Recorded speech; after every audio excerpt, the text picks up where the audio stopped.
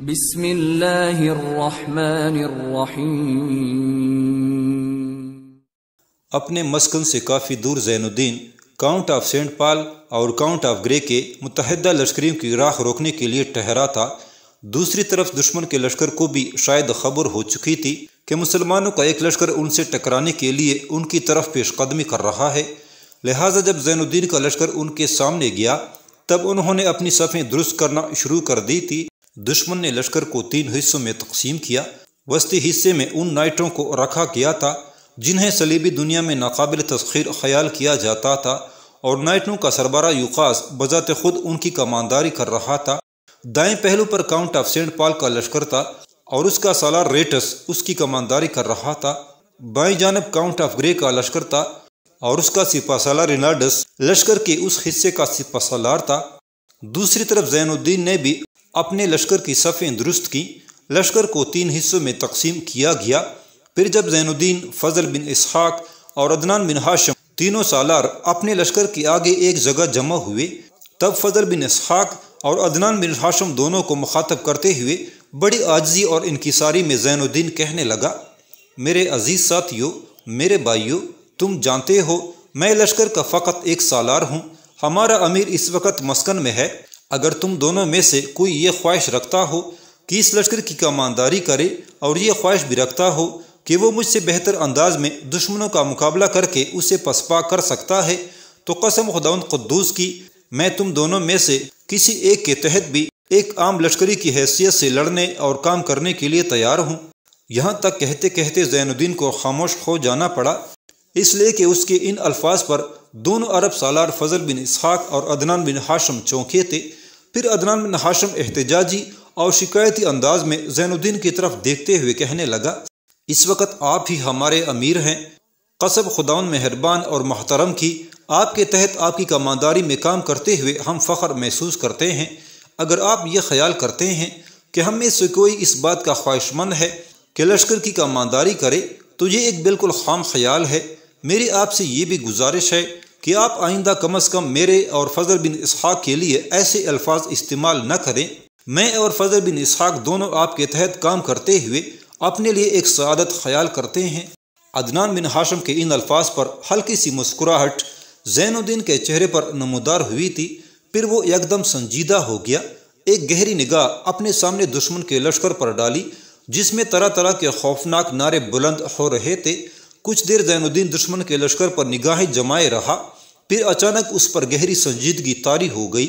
اس نے اپنا سر اپنے گھوڑے کے سینے پر جھکایا، انتہائی عاجزی اور کرب خیز انداز میں دعا مانگتے ہوئے کہہ رہا تھا: اے خدائے مہربان، تو ہی وقت کی سمتوں اور رفتار کا تعین کرتا ہے، مٹی کو لمس پانی کے ذائقے سے تو ہی آشنا کرتا ہے۔ میرے مالک، تو ہی نگر نگر سرگرداں مسافروں، گلی گلی بھٹکتے فراق علم کے مارے بنجاروں کو ان کی منزل نصیب کرتا ہے۔ میرے اللہ، دشمن کے ان حملوں کو اس یلغار اور یورش کے مقابلے میں میرے مالک تو مجھے بہنوں کی چوڑیوں کی کنک، ان کے آنچل کی پاکیزگی، ماؤں کی ثمر آور دعاؤں، بزرگوں کے شفقت برے سایوں، ملت کے فکر و کردار کی ترتیب، مسلم قوم کی قلب و نظر کی تطہیر، دین کی روایات کا محافظ اور امین بنا کر رکھنا۔ اے اللہ، مجھے ہمت دے، میری مدد فرما کہ میں دشمن کی رگوں میں اداسیاں، ان کے خون میں آگ بھر کر اپنی کامیابی کا نعرہ بلند کروں۔ یہاں تک کہنے کے بعد زین الدین اپنے گھوڑے پر سیدھا ہو کر بیٹھا۔ اس موقع پر اس کی چھاتی تھن گئی تھی، چہرے پر کرب خیزی پھیل گئی تھی، پیشانی پر شکنیں گہری ہو گئی تھی۔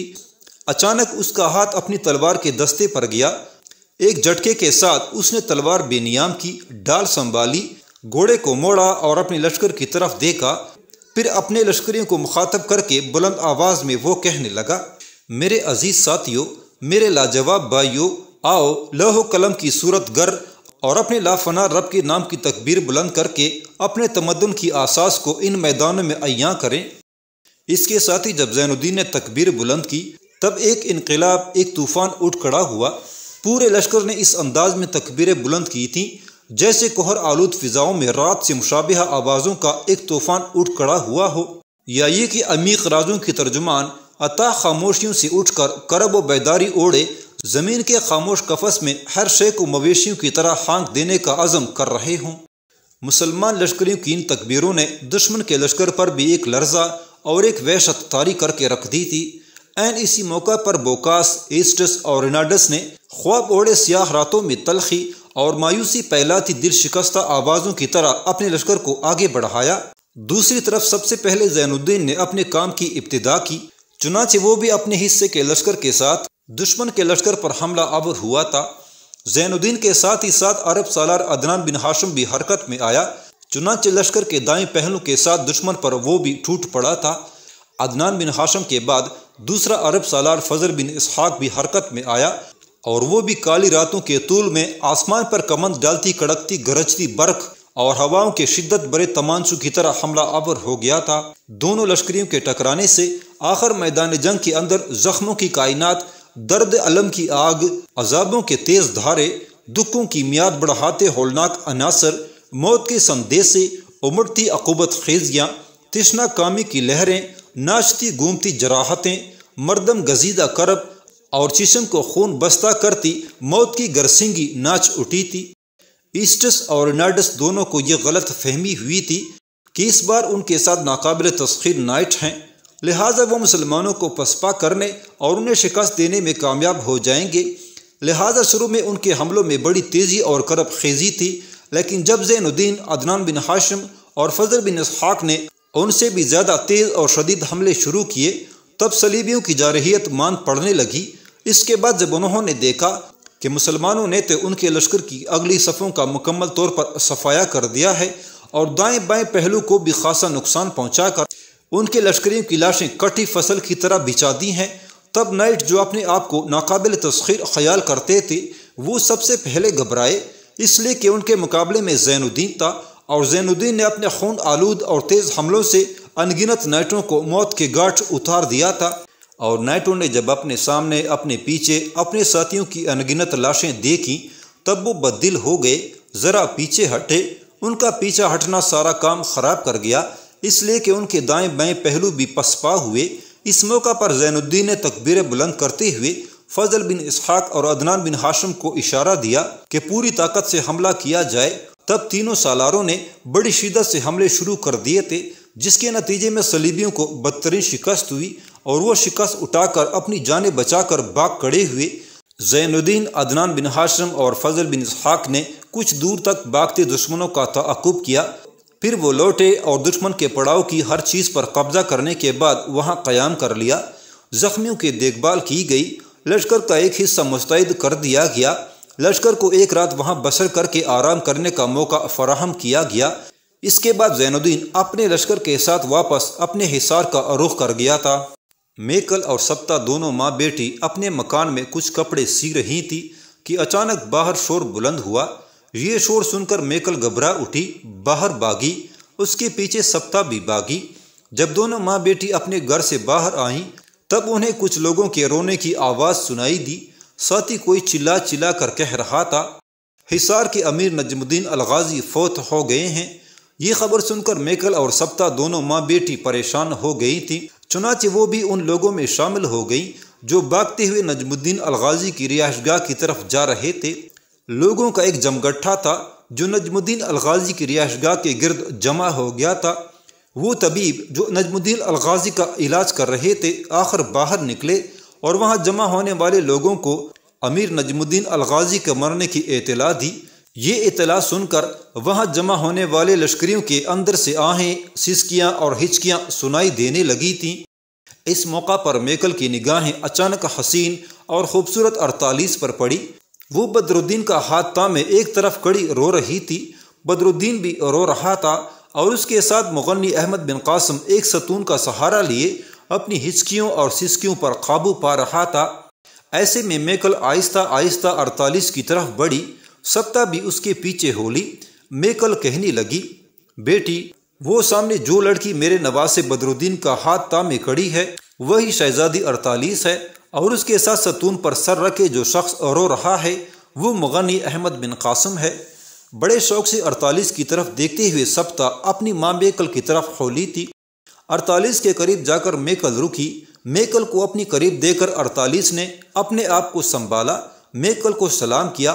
میکل کہنے لگی، بیٹی، اس سے پہلے میری تم سے 2 ملاقاتیں ہو چکی ہیں، میں تیرا شکریہ ادا کرنے آئی ہوں کہ تو میرے نواسے بدر الدین کا اس قدر خیال رکھتی ہے۔ پھر میکل مڑی اور اپنے پہلو میں آن کڑے ہونے والی سبتا کی طرف اشارہ کرتے ہوئے 48 کو مخاطب کر کے کہنے لگی، یہ میری بیٹی سبتا ہے، چند روز ہوئے یہ مسکن میں آئی ہے، کبھی وقت ملا تو اس کے یہاں پہنچنے کی روداد بھی میری بیٹی میں تم سے کہوں گی۔ قبل اس کے کہ 48 جواب میں کچھ کہتی، بدر الدین انتہائی غصے کا اظہار کرتے ہوئے کہنے لگا، ہمیں اس کی روداد سننے کی کوئی ضرورت نہیں ہے۔ اس پر 48 بیٹھ گئی، بدر الدین کو اپنے ساتھ لپٹایا اور اس کی پیشانی چومی، پھر کہنے لگی، بیٹے ایسی باتیں تو نہیں کرتے، میں سبتا کی آمد سے متعلق پہلے ہی سن چکی ہوں، اور لوگ یہ بھی کہتے ہیں کہ یہ تمہاری خالہ ہے، کیا اپنی خالہ سے ایسا سلوک کیا جاتا ہے؟ اس پر برس پڑنے کے انداز میں بدر الدین بول اٹھا، وہ لڑکی میری خالہ کیسے ہو سکتی ہے جس نے اجنبیوں کی طرح دھتکار کر مجھے اور میرے عم زین الدین کو اپنے گھر سے نکال دیا تھا؟ میں کسی بھی صورت اسے اپنی خالہ ماننے کے لیے تیار نہیں ہوں۔ بدر الدین کے ان الفاظ اور اس کے اس سلوک پر سبتا بیچاری رو دی تھی۔ اس موقع پر احمد بن قاسم آگے بڑھا، بدر الدین کے سر پر بوسہ دیا، پھر کہنے لگا، بیٹے بڑوں کے ساتھ ایسی گفتگو نہیں کرتے، تم اس وقت غصے اور غضبناکی کی حالت میں ہو، آؤ میرے ساتھ۔ اس کے ساتھ ہی احمد بن قاسم بدر الدین کو پکڑ کر ایک طرف چلا گیا تھا، جبکہ میکل، 48 اور سبتا وہاں جمع ہونے والی عورتوں کے اندر کھڑی ہو کر نجم الدین الغازی کی موت کا افسوس اور صدمے کا اظہار کرنے لگی تھیں۔ اسی شام نجم الدین الغازی کو ان وادیوں کے ایک بلند ٹیلے کے اوپر دفن کر دیا گیا تھا۔ زین الدین ایک فاتح کی حیثیت سے اپنے لشکر کے ساتھ اپنے حصار میں داخل ہوا، اس طرح کہ وہ لشکر کی آگے تھا، دائیں بائیں دونوں طرف سالار عدنان بن ہاشم اور فضل بن اسحاق تھے، اور ان کے پیچھے پورا لشکر ایک ترتیب اور تنظیم کے ساتھ اپنے حصار میں داخل ہوا تھا۔ جب وہ رہائش گاؤں کے قریب گئے تو سامنے کی طرف سے زین الدین کا بھتیجا بدر الدین بھاگتا ہوا آیا تھا۔ اسے دیکھتے ہی زین الدین اپنے گھوڑے سے نیچے اترا۔ عدنان بن ہاشم اور فضل بن اسحاق بھی اپنے گھوڑوں سے اتر گئے تھے، اور ان کی طرف دیکھتے ہوئے سارے لشکری اپنے گھوڑوں سے اتر کر اپنے گھوڑوں کی باگیں پکڑ چکے تھے۔ بدر الدین بھاگتا ہوا جب قریب آیا تب زین الدین نے اسے گلے لگا کر پیار کیا۔ بدر الدین اداس اور افسردہ تھا، اس کی اس اداسی اور افسردگی کی وجہ زین الدین پوچھنا ہی چاہتا تھا کہ بڑی کرب خیزی میں بدر الدین کہنے لگا، اے عم، آپ کی غیر موجودگی میں امیر نجم الدین الغازی فوت ہو گئے ہیں۔ یہ خبر سن کر زین الدین یوں چونک کر کھڑا ہوا تھا جیسے اس کے چاروں طرف انتہائی درجے کے زہریلے سانپ آن کھڑے ہوئے ہوں۔ اتنی دیر تک قاضی ابو سعید، مغنی احمد بن قاسم اور لشکر کے اندر حفاظت کے لیے جو سالار مقرر کیے گئے تھے وہ بھی وہاں پہنچ گئے تھے۔ زین الدین اپنا بازو اپنے گھوڑے کی زین پر رکھے انتہائی دکھ اور کرب کے عالم میں کھڑا تھا، یہاں تک کہ قاضی ابو سعید نے پیچھے سے آ کر اس کی پیٹھ پر ہاتھ پھیرا اور کہنے لگا، میں جانتا ہوں بدر الدین نے تمہیں امیر نجم الدین الغازی کے مرنے کی خبر دی ہوگی۔ بیٹے ایک دن سب نے اس دنیا سے کوچ کر جانا ہے، رہ میرے رب کا نام ہی جانا ہے۔ ہم نے وہ سامنے والی ٹیلے پر نجم الدین الغازی کو دفن کر دیا ہے، بیٹے اب اس حصار کا سپہ سالار تو ہی ہے۔ قاضی ابو سعید کے ان الفاظ پر زین الدین چونکا تھا، اپنے گھوڑے کی باگ پکڑے وہ اس ٹیلے کی طرف ہو لیا جس پر نجم الدین الغازی کو دفن کیا گیا تھا۔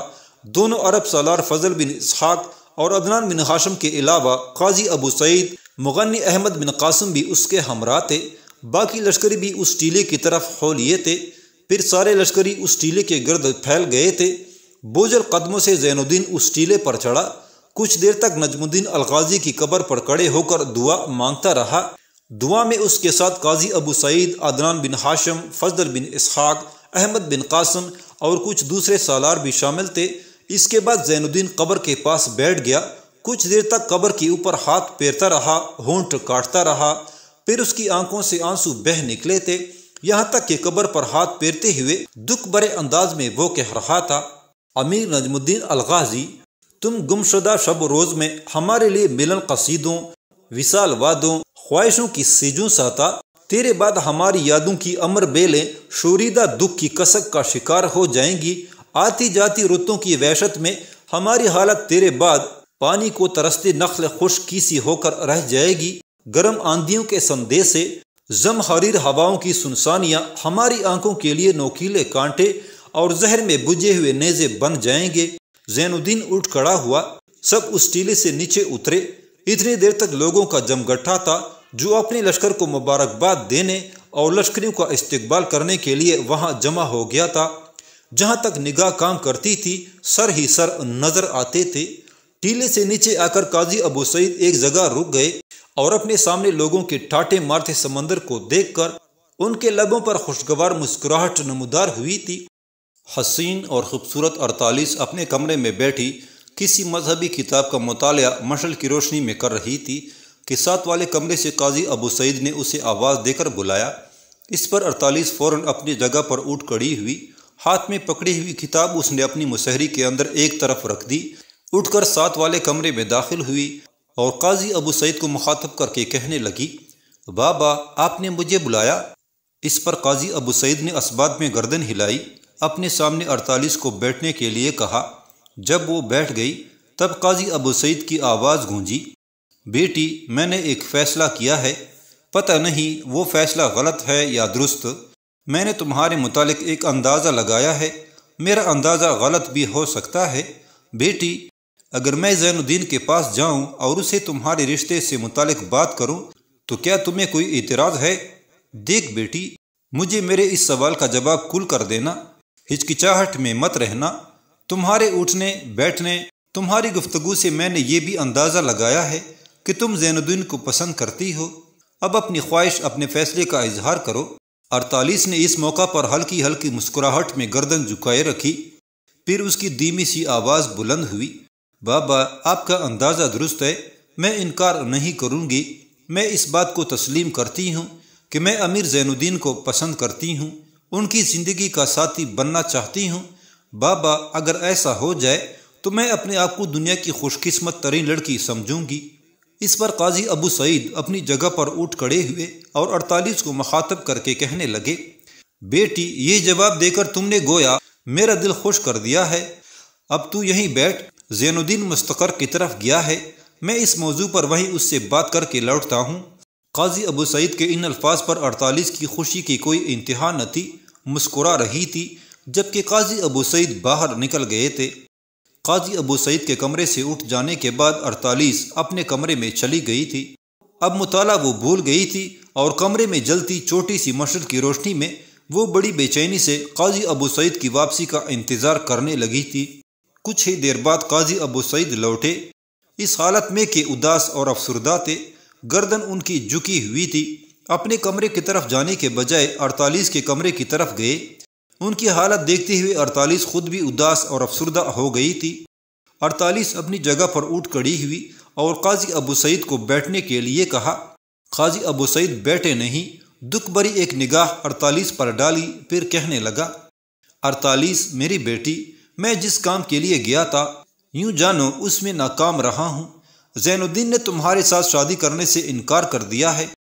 یہ الفاظ سن کر 48 چونک سی گئی تھی، چہرے پر اداسیاں رقص کرنے لگی تھیں، آنکھوں میں ویرانیاں آ گئی تھیں، یہاں تک کہ اس نے قاضی ابو سعید کو مخاطب کیا، بابا کیا وہ مجھ سے ہی شادی نہیں کرنا چاہتے؟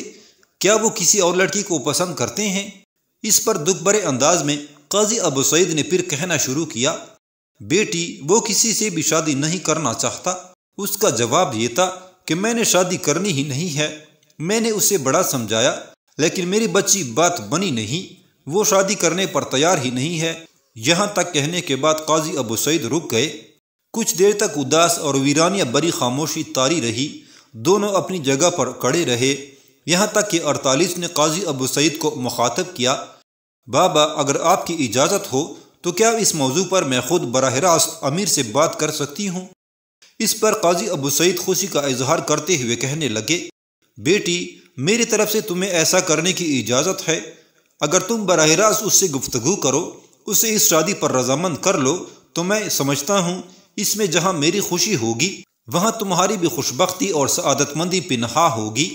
اس کے ساتھ ہی قاضی ابو سعید اپنے کمرے کی طرف چلے گئے تھے، جبکہ 48 اس موضوع پر زین الدین سے بات کرنے کے لیے اپنے مکان سے نکلی تھی۔